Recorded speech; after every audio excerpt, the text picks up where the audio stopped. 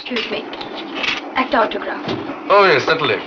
43 বছর কাটলেও কেউ কেউ মনে রাখে, যেমন এই বারাসতের শীতলা বাড়ি।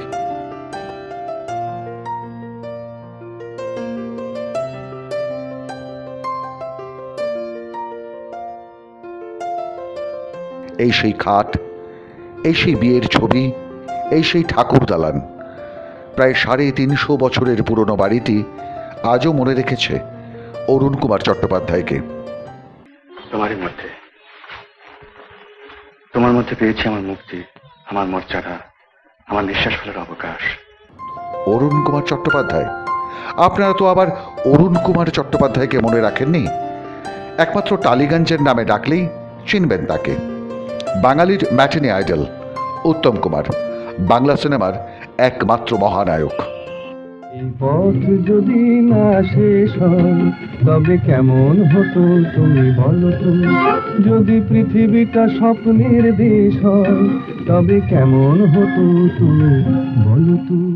বারাসত দক্ষিণপাড়া শীতলাতলা রোড, এই বাড়িতেই তিনি দীর্ঘ কয়েক বছর কাটিয়েছিলেন। শুরুর দিকে নাকি এখান থেকেই যেতেন বিভিন্ন সিনেমার শুটিংয়ে, তখন কেরিয়ারের শুরু। তার আগেই নাকি ভবানীপুরে নিজের বাড়ি করেছিলেন উত্তম কুমারের বাবা। কিন্তু এই বাড়ির সঙ্গে নারীর যোগ ছিল তার, সম্পর্কের ছেদ হয়নি কোনোদিনই। উনি যখন মারা যান আমি তখন ফার্স্ট ইয়ারে পড়ি গভর্নমেন্ট কলেজে, এবং তার আগের যে স্মৃতি সেটা ছোটো বয়সের স্মৃতি। বাড়িতে আসতেন, কাকা হিসেবে যতটুকু দেখার সেটুকু দেখেছি, এবং ওখানে ও বাড়িতে যখন যেতাম ও বাড়িতে কাকা হিসেবে যতটুকু দেখার, তাকে নমস্কার করার, কথা বলা 2-4টে সেইটুকু। কিন্তু পরবর্তীকালে যে যখন মারা গেল সেই যে বয়সটা আমার ছিল, মানে উনি যে এই পপুলারিটির জায়গায় এত পপুলার সেটা তখন বুঝতে পারতাম না, আমি তখন খুব ছোট ছিলাম। পরবর্তী সময়ে বাড়ির শীতলা মন্দিরে পুজো দিয়েই শুরু করতেন সিনেমা শুটিংয়ের কাজ। বিখ্যাত হয়ে যাওয়ার পর জনপ্রিয়তার বিড়ম্বনা এড়াতে হয় মধ্যরাতে নতুবা খুব সকালে পুজো দিয়ে চলে যেতেন। কখনো কখনো তার বদলে আসতেন তরুণ কুমার। আমাদের যেহেতু এই বাড়ির আমাদের বাড়ি 350 বছর, মন্দিরও অনেক দিনের, আরও আগে পূর্বপুরুষের। এই মন্দিরে বিভিন্ন অনুষ্ঠানে উনি এসেছেন, বাৎসরিক পুজোতে এসেছেন। একসময় ওনার এবং তরুণ কুমারের অসম্ভব পক্স হয়েছিল, পক্সের পরে সেরে যাওয়ার পর পুজো দিতে এসেছেন, এবং বিভিন্ন অনুষ্ঠানে অনেক সময় ভিড় হতো বলে রাত্রিবেলাও এসেছেন, অনেক সময় ভোরবেলাও এসেছেন। মন্দিরে ওনারা দুই ভাই উত্তম কুমার তরুণ কুমার মন্দির টাচ না করে বাড়িতে ঢুকতেন না, এবং আমাদের এটা গৃহদেবতা, আমাদের পরিবারের যারা ভবানীপুরে দর্শন করে তারপরে ঢুকতেন। উত্তম কুমারও তাই, তরুণ কুমারও তাই, এখনও তাই, যে আসে আগে মন্দিরে নমস্কার করে তারপরে। সারাদিন থেকেছে, কখনো খাওয়া দাওয়া করেছে, আবার কখনো আবার বেশি সময় থাকিনি, রাত্রির করে এসেছে আবার চলেও গেছে তাড়াতাড়ি, মানে যেহেতু ভিড়ভাড়টা হয়ে যেত সেই হিসেবে। হ্যাঁ হ্যাঁ হ্যাঁ হ্যাঁ, দিনের বেলা মারাত্মক, যার জন্য আসতেন না, পাড়ার লোক জানতে পারলে বা আশেপাশ থেকে খুবই ভিড়ভাড়টা হতো। উত্তম কুমার এখানে অনেকবারই এসছেন, তার ভাই তরুণ কুমার তো বহুবার এসছেন, পাড়ার যে কোনো অনুষ্ঠানে তারা উপস্থিত হতেন এসে। আর উত্তম কুমার তার এতই প্রসাদ ছিল যে তিনি এলে প্রচুর ভিড় হতো এখানে।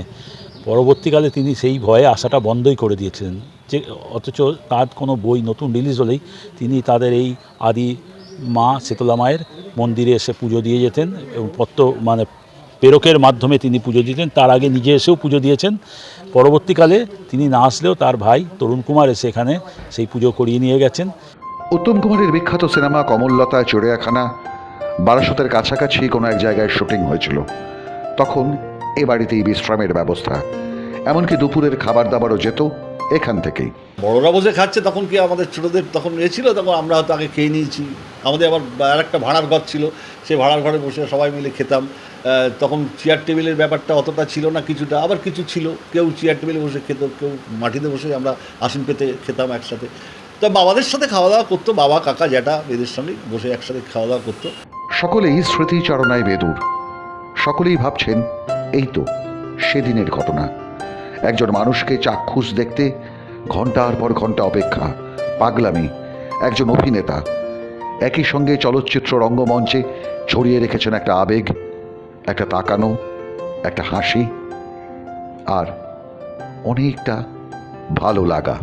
উত্তম কুমারের শুটিং দেখতে যেতাম, যেহেতু আমরা তাদের মানে আমার বন্ধু তাদের আত্মীয় এবং আমাদের সঙ্গে একটা খুব ভালো রিলেশান ছিল। সেই হিসেবে আমরা সেই শুটিং প্লেসে যখনই যেতাম, উত্তম কুমারের শুটিংয়ে কারুকে ঢুকতে দেওয়া হতো না, কিন্তু আমরা সেখানে গিয়ে বসতাম এবং শুটিং দেখার পর তিনি নিজে সশরীরে এসে আমাদের বলতেন, তোমরা কি খাওয়া দাওয়া করেছো? হ্যাঁ, আমরা যদি বলতাম হ্যাঁ খাওয়া দাওয়া করে এসেছি, আর না বললে উনি সেখানে আমাদের খাওয়ারও ব্যবস্থা করে দিয়েছেন। এমন দিনও গেছে এবং তাকে চাক্ষুষ দেখার সৌভাগ্য আমাদের হয়েছে, একবার নয় একাধিকবার। আর সেই দুরাগত তারকার মতো ছড়িয়ে গেছেন দীপ্তি বাংলার ঘরে ঘরে। ৩৩ বছরের অভিনয় জীবন, তারপরও কেটে গেছে ৪৩ বছর।